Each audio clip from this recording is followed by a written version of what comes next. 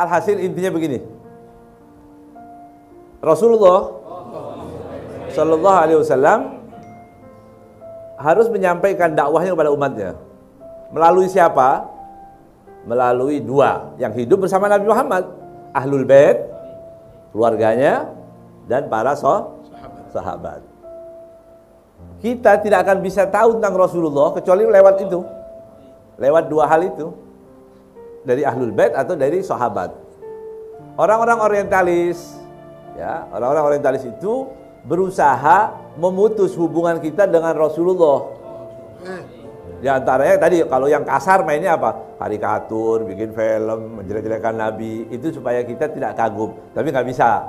Mereka gagal untuk tidak mengatakan, untuk menjadikan umat Islam tidak kagum kepada Rasulullah.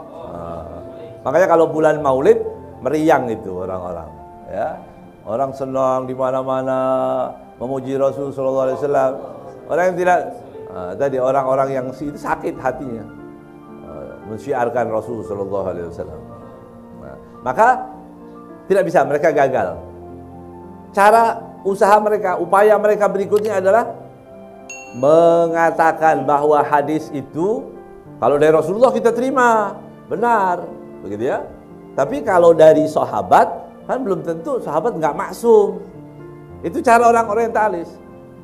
Sama seperti yang disampaikan oleh Pak Sakur itu tadi. Ya. Sama, supaya tadi ya, Abu Hurairah berapa riwayatnya? Itu kan sudah selesai, para ulama sudah jawab, sudah selesai. Ya. Sudah dijawab.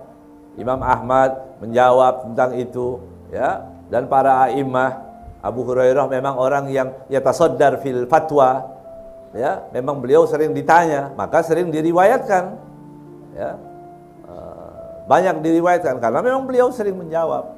Alhasil supaya kita putus hubungan, ya, baik itu para sahabat atau kepada Ahlul Bait Nabi Muhammad SAW. Kalau sahabat dan Ahlul Bait tidak dipercaya, kita ambil ilmu dari mana? Tauhid, ibadah, macam-macam itu riwayatnya dari para itu. Tujuannya itu merusak saja, ya.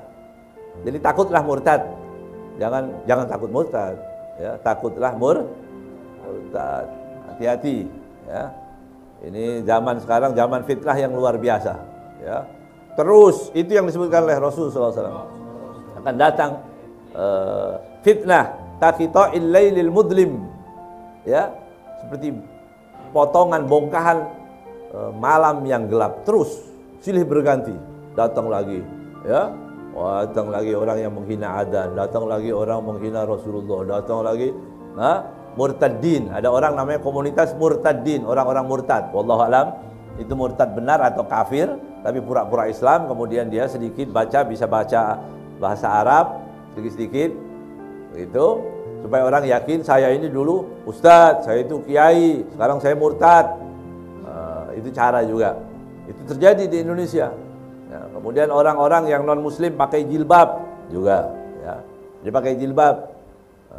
Jilbabnya itu nanti dibuka sedikit, ya, supaya tidak sama. Dia pakai ya keren lah begitu ya.